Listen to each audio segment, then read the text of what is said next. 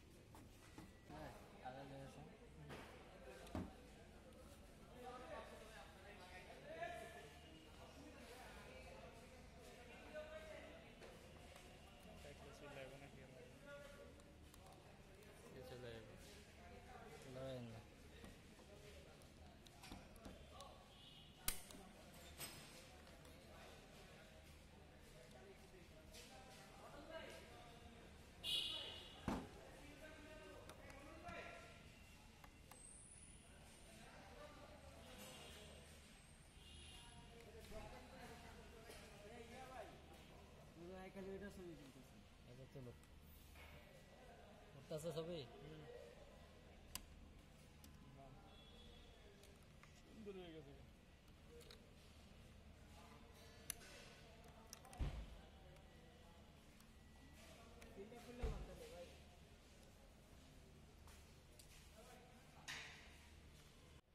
তো friends, fuel pump fuel filter complete আমরা fitting করলাম। তো এখন আমরা গাড়ির এখানে আসছি। গাড়ির পিছনের সিটে আর নিচে থাকে ফুয়েল ট্যাঙ্ক। তো এই ট্যাঙ্কিটার এখান থেকে একটা কাভার থাকে। এই কাভারটা খুলে ফুয়েল পাম্পটা খুলতে হয় এবং এখানে আমরা এটা ফিটিং করব। এখানে একটা রাবার সিল থাকে। তো সিলটা ভালো মতো বসার পর আমরা ফুয়েল পাম্পটা এখানে ফিটিং করব। তো সব গাড়ির একরকম থাকে না, কিছু গাড়ির এখানে 8 নম্বর বল্টু থাকে। তো যত নিউ মডেলের গাড়িগুলো আসতেছে সব এই সিস্টেম, এই টুলসটার মাধ্যমে আমরা খুলবো এবং টাইট করব। এটার মাধ্যমে আমরা খুলছিলাম। তো এটা হচ্ছে একটা প্যাচ, এই প্যাচটা আমরা টাইট করব। তো ফুয়েল পাম্পটা এখানে টাইট হয়ে যাবে। তো পুরো ভিডিওটি দেখতে থাকুন।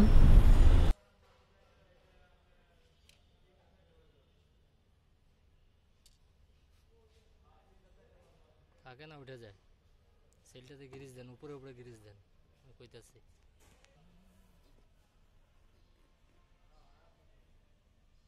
সারা নেই হয়েছে বস, আটকাইছে। এই যে উঠছে না, সমস্যা নেই। বড় হয়ে গেলে গেলে এরকম হয়, দাবাই রাখে না। সাডাম বসাই এলেন মাল এক্সচেঞ্জে বসাইন, কোনটা কোন দিক থাকবে।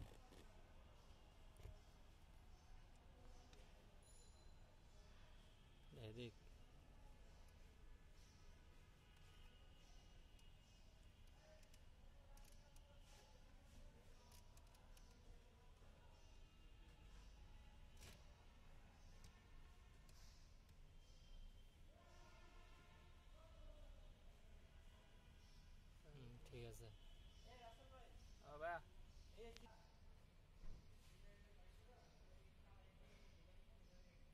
হয়েছে মনে হয়।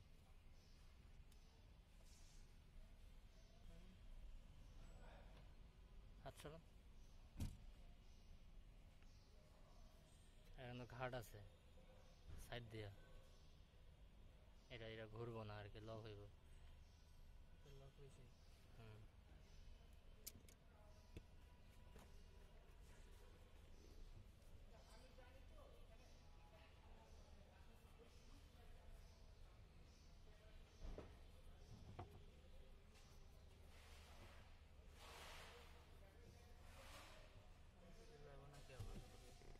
এটা হ্যাঁ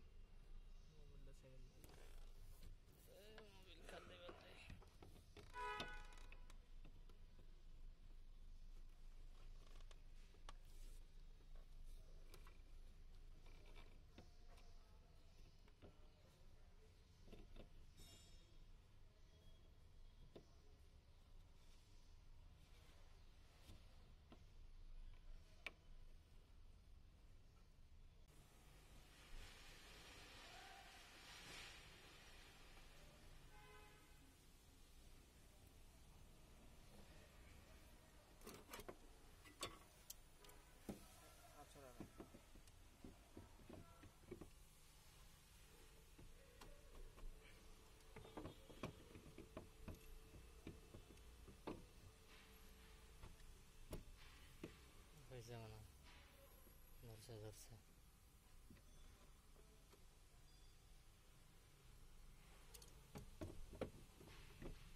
হ্যান্ডেলটা